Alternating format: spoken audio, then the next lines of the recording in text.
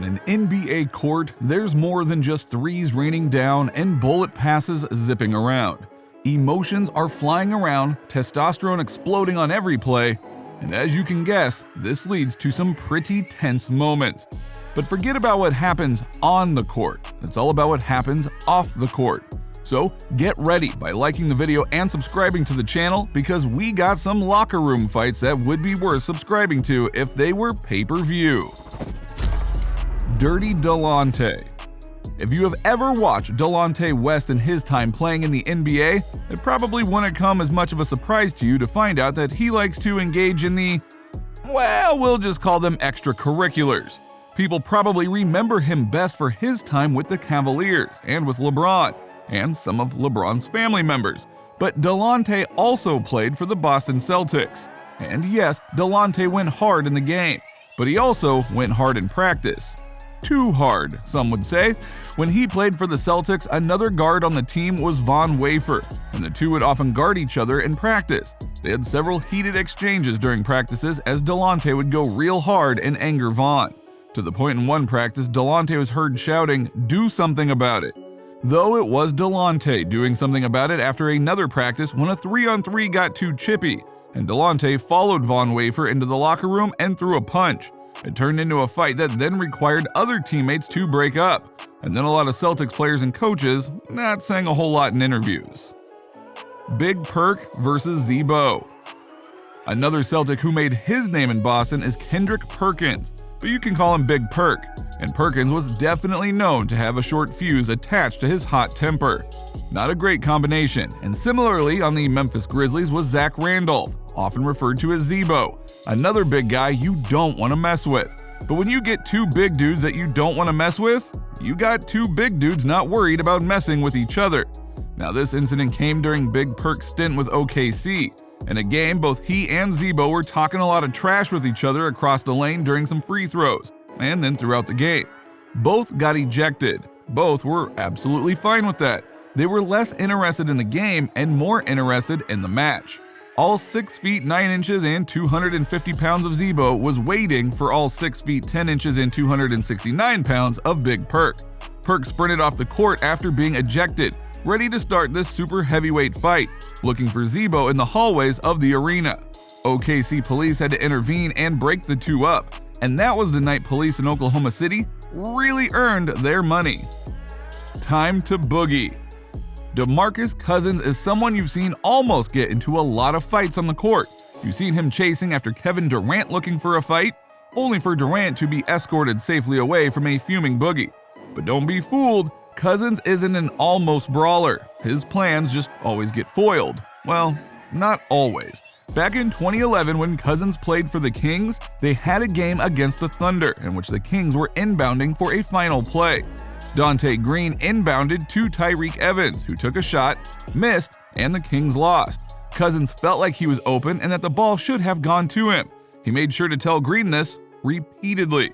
And all the yelling and the chirping after the game was one thing, but once the team was in the locker room, it was no longer Cousins' mouth that was the problem. Now, it was his fists, all over Green. After the fight, the team was ready to board their flight, and then Cousins was removed from the plane. He was told if he wanted to join the team on their road trip, he would have to make his own travel plans.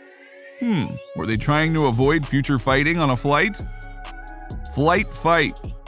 Now, if you're wondering if a fight breaking out on a flight might be a bad idea, you don't have to wonder any longer. Back when the Memphis Grizzlies had Tony Allen and OJ Mayo, they found out firsthand that it's a terrible idea. Apparently, the two were gambling on the flight, and OJ owed Allen a few $1,000s. We're not sure if Mayo wasn't planning on paying Allen, or maybe Allen didn't appreciate Mayo's timetable in which he was planning on making payments.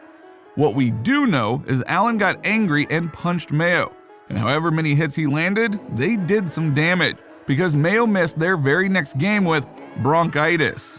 Sure, if bronchitis now also means 2 bruised from not paying your debts, so this wasn't in a locker room, but this one was actually worse. If you get into a fight on a plane and then decide you want to leave, you can't. You're thousands of feet in the air. Maybe WWE should scrap the steel cage matches and just replace them with flight fights. Mills versus Wells.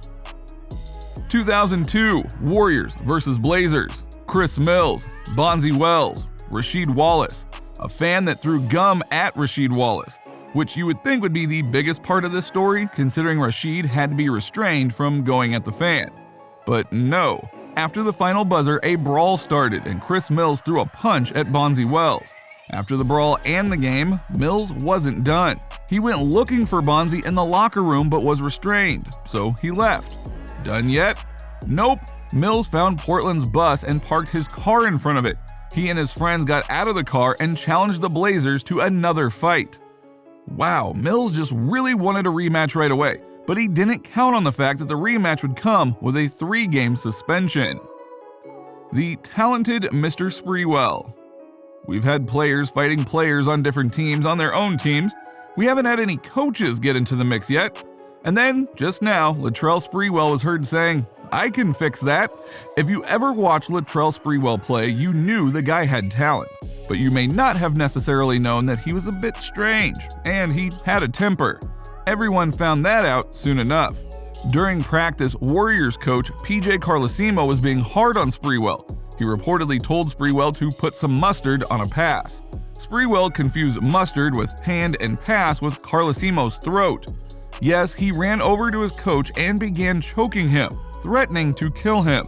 His teammates had to run over and remove him from the coach. The incident made national news. Sprewell was suspended and Carlesimo stopped with mustard altogether and became more of a mayo guy. Sprewell's defense? "I wasn't choking PJ that hard. I mean, he could breathe." Now, I don't know if you've ever heard PJ Carlesimo speak now, but you wouldn't be surprised to find out that someone once choked him out for about 10 seconds.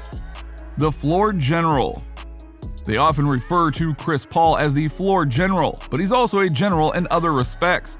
After he had left the Clippers and started donning that Houston Rocket red, Chris Paul eventually made his way back to Staples Center to face off against his former LA squad.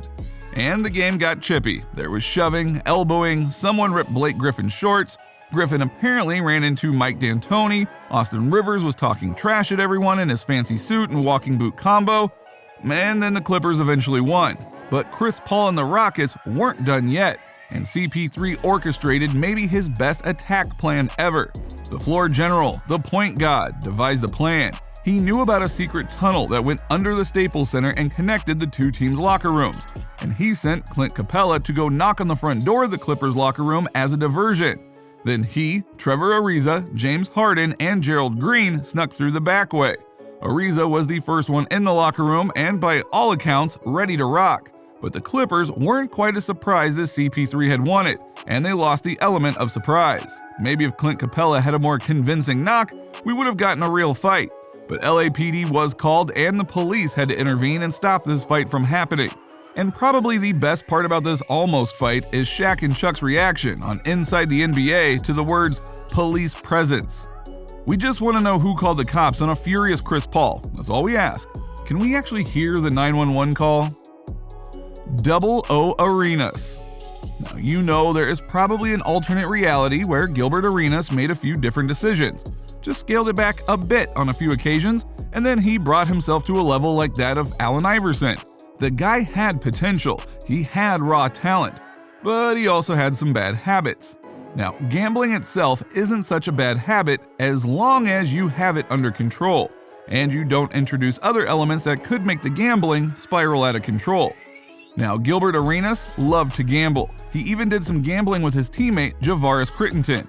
The two loved poker, a little bit too much. In the locker room in 2009 on Christmas Eve, in fact, the two got into an argument over gambling debts. So what happened? Fists began flying like in all these other instances? Nope. Guns were drawn. That's right, guns, plural. Arenas had a pistol. Crittenton had a pistol. It was Christmas Eve. This sounds like Die Hard 6 or something. Well, the NBA wasn't looking to get into the action movie business, and they didn't take kindly to the idea of players threatening each other's lives with firearms between the lockers and the Gatorade table. And the two ended up being suspended. And thus, Arenas never had a career quite like The Answer, but he is still looking to have a career like 007 we hear. So yeah, things get crazy on the court, but they get even crazier in the locker rooms, in the parking lot, I mean sheesh, even on planes. And whether it's player on player or player on coach or two players playing dueling pistols on Christmas Eve, there is a lot of insane stuff going down in the NBA. So which of these instances do you think is the craziest one? Let us know in the comments and don't forget to subscribe for more videos.